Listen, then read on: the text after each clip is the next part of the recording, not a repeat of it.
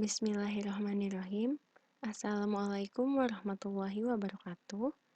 Nama saya Siti Farida Sarlina, NIM 17011051006 dari Program Studi Pendidikan Matematika Universitas Muhammadiyah Profesor Dr. Hamka. Di sini saya akan mereview jurnal internasional untuk tugas UTS kelas Review Jurnal Internasional 6B. Jurnal yang pertama dengan jurnal yang berjudul Upper Secondary School Students Difficulties with Mathematical Modeling.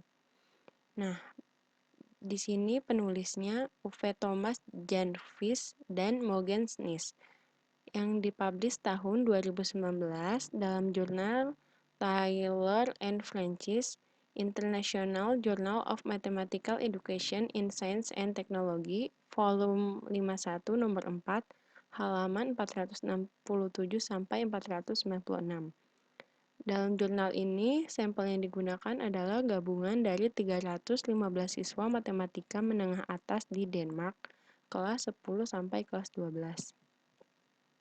Teori-teori penting yang ada di dalam jurnal.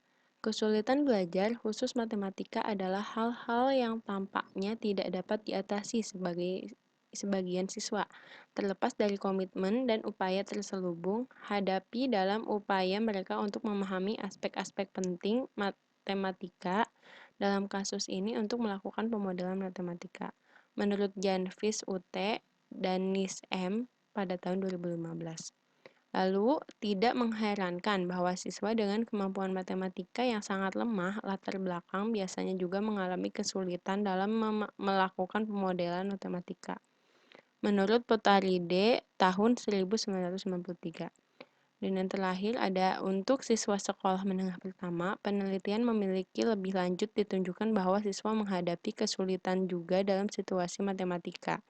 Tuntutan sangat mendasar seperti katakanlah menyangkut adivitas dan proporsionalitas saja. Menurut Van Dorem W. De Boek, De Jensen et al. Tahun 2008. Dalam jurnal ini tujuannya mengidentifikasi batu sandungan yang paling signifikan dalam pemodelan yang berkaitan dengan kesulitan belajar yang dianggap dialami oleh populasi dan ditampilkan dalam memulai tugas pemodelan matematika yang relatif ideal. Jurnal ini menggunakan metodologi studi kualitatif mendalam dan kuantitatif. Teknik analisis data yang digunakan yaitu membagikan tes kepada responden. Hasil penelitian dapat disimpulkan bahwa sejak tidak ada bukti siswa mengalami masalah yang berat dalam pengetahuan matematika, misalnya konsep matematika murni dan rumus, dalam menangani 6 tugas, batu sandungan berada dalam dasar-dasar menunjukkan situasi ekstra matematis pemodelan matematika.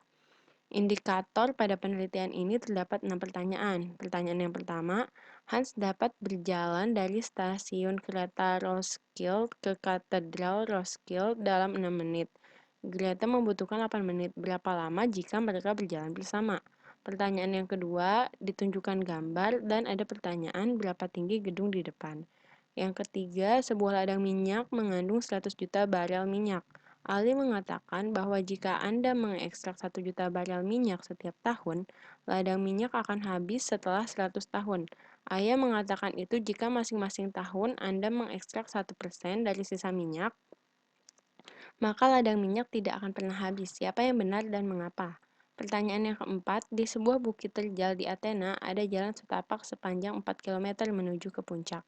Rike yang dalam kondisi bugar bisa mendaki bukit dengan kecepatan rata-rata 3 km per jam. Berjalan turun lagi 2 kali lebih cepat. Berapa kecepatan rata-rata untuk jalan kaki penuh? Lalu pertanyaan kelima, Apizzeria menyajikan 2 pizza bulat dengan jenis dan ketebalan sama di 2 ukuran. Yang lebih kecil memiliki diameter 30 cm dan harganya 30 kroner. Yang lebih besar satu memiliki diameter 40 cm dan biaya 40 kroner. Mana pizza yang lebih harganya lebih murah gitu.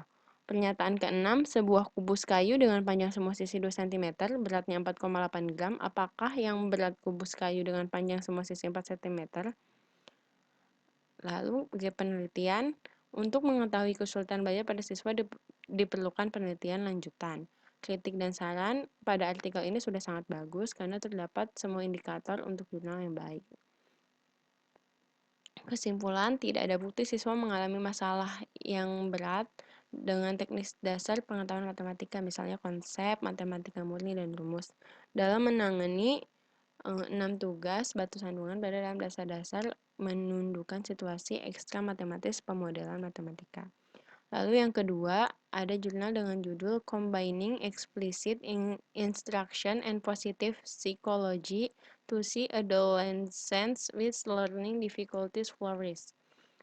Penulis Matthew Oliver Wright pada tahun 2020 dalam jurnal Taylor and Francis Australian Journal of Learning Difficulties volume 25 nomor 2 halaman 135 sampai 159.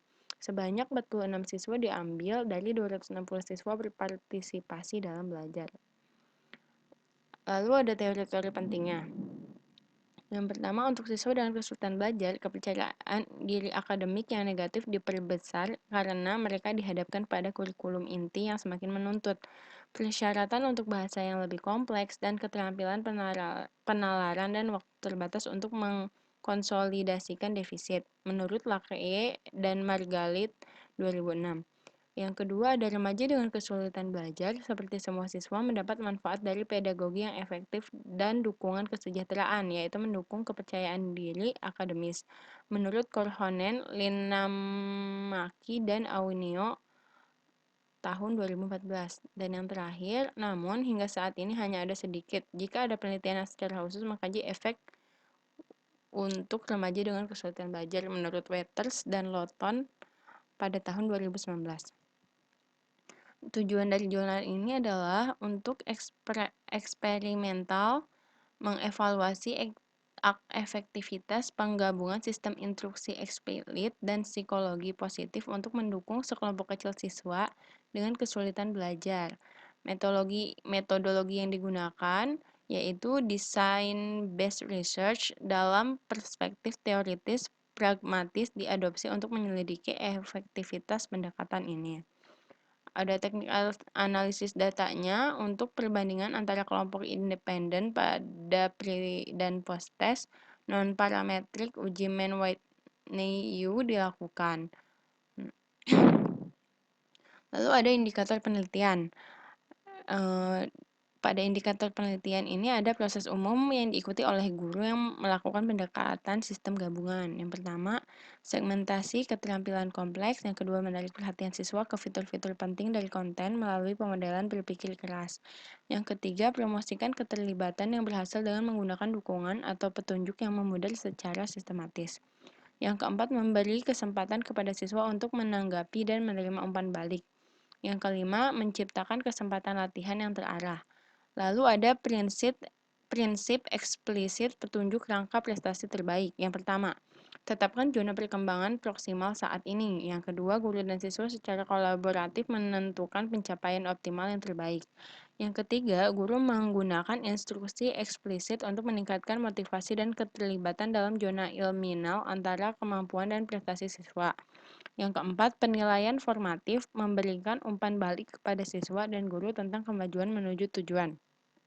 Yang kelima, penilaian sumatif sengaja dirancang untuk menunjukkan prestasi siswa. Yang keenam, guru dan siswa secara aktif merayakan kesuksesan. Dan yang terakhir, guru dan siswa pada pasca penilaian menentukan poin terbaik pencapaian optimal baru. Pada penelitian ini, ada hasil penelitian yaitu studi ini memberikan hasil yang menjanjikan. Pendekatan sistem gabungan dapat mendukung kinerja akademik siswa dan mereka yakin dengan keyakinan diri, misalnya konsep diri akademik dan kemanjuran diri akademik. Jadi kami dapat melihat masa depan di mana semua remaja dengan kesulitan belajar mencapai optimal prestasi terbaik.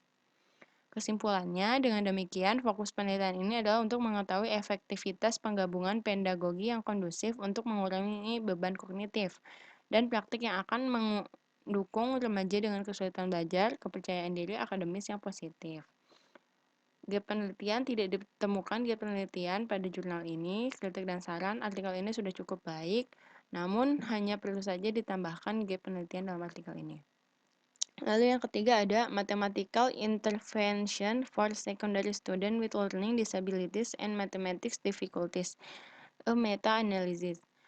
Penulis Ashike Jitendra, Ame Elaine Sohyun Im, Ahmed, A. Al-Gomdi, Scott B. Hefte, and John Maunotu. Tahun 2017 dalam jurnal Sage volume 84 nomor 2. Sampel yang diambil 19 dari 20 responden. Teori-teori penting dalam jurnal ini, yang pertama, banyak siswa sekolah menengah mengalami kesulitan dengan berhitung. Awal konsep yang sangat penting untuk lebih mahir matematika. Menurut National Mathematics Advisory Panel tahun 2008. Lalu, selanjutnya kesulitan dalam memperoleh keterampilan berpikir tingkat tinggi seperti penalaran. Menurut Han dan Vasquez 2014. Dan yang terakhir, matematika prestasi rendah siswa ini sebagai mereka masuk kelas SMP dan SMA boleh disebabkan beberapa alasan, seperti semakin meningkat konten matematika yang sulit, sebagai matematika ide menjadi lebih abstrak, menurut Witzel tahun 2016. Tujuan dari jurnal ini adalah untuk menganalisis kesulitan belajar pada siswa disabilitas. Metodologi yang digunakan metode kuantitatif.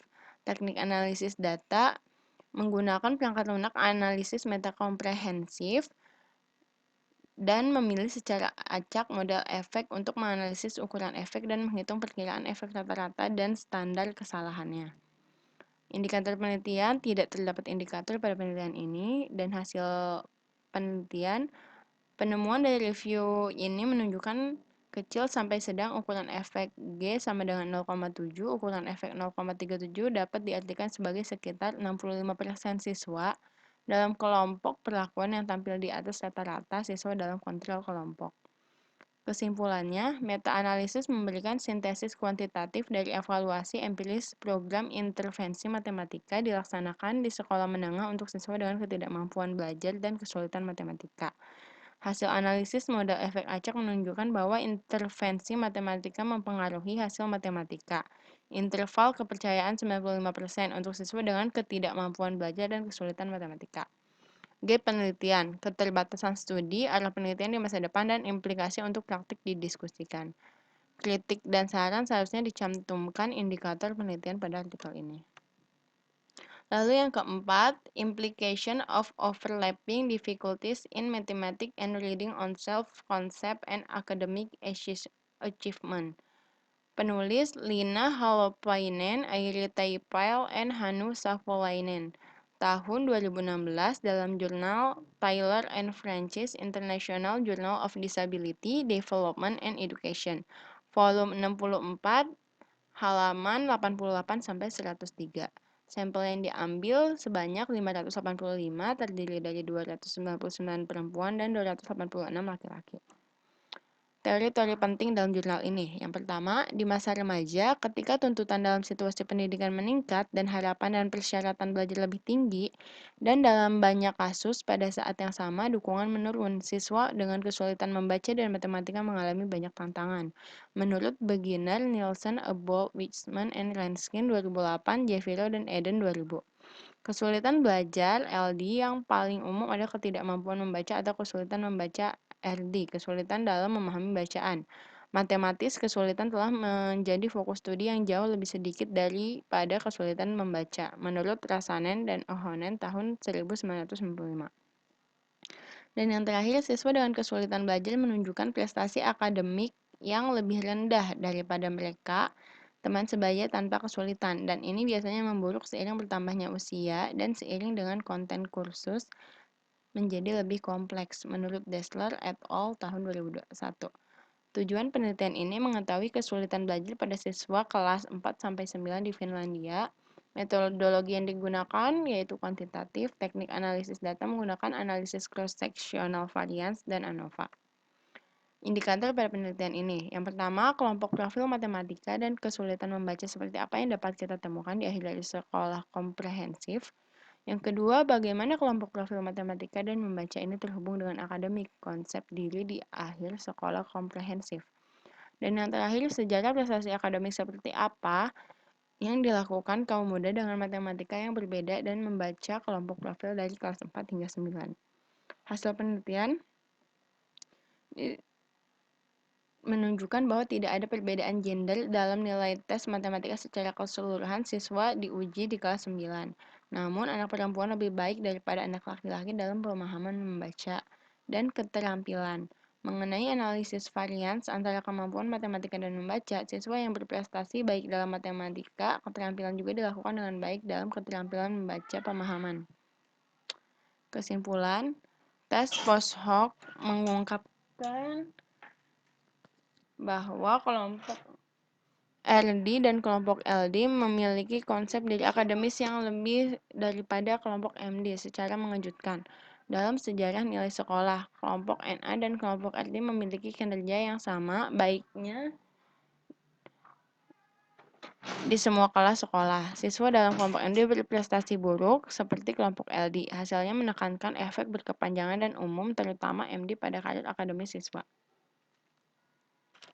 Lalu selanjutnya, penelitian pada artikel ini tidak ditemukan dan kritik dan saran seharusnya ditambahkan di penelitian pada artikel ini.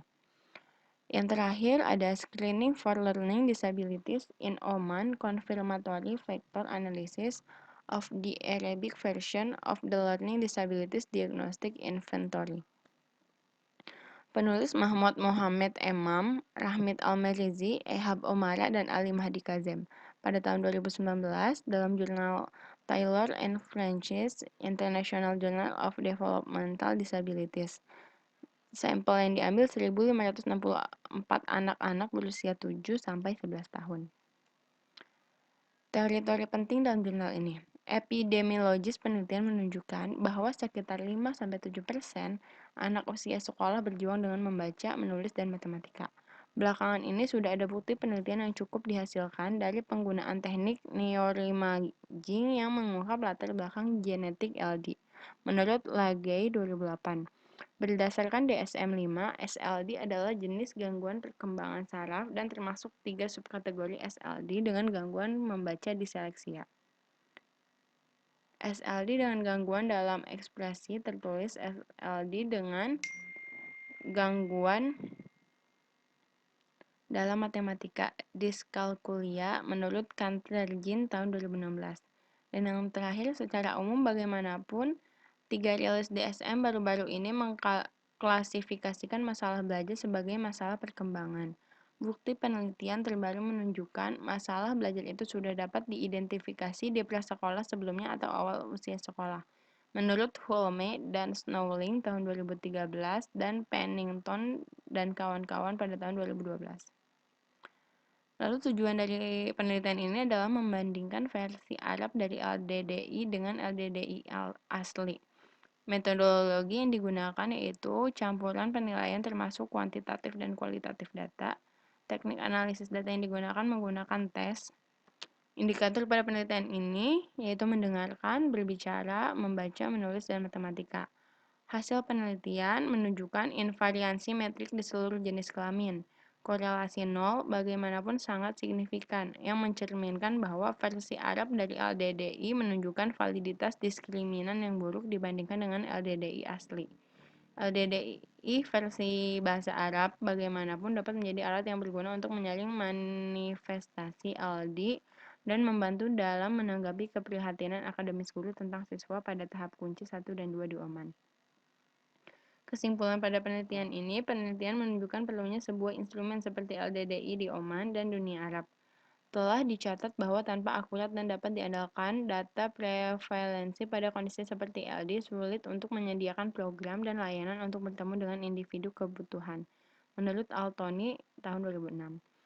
Dan penelitian tidak terdapat pada jurnal ini, kritik dan saran seharusnya ditambahkan gap dan penelitian pada artikel ini. 5 review jurnal internasional yang telah saya review. Terima kasih. Mohon maaf jika masih banyak kekurangan. Wassalamualaikum warahmatullahi wabarakatuh.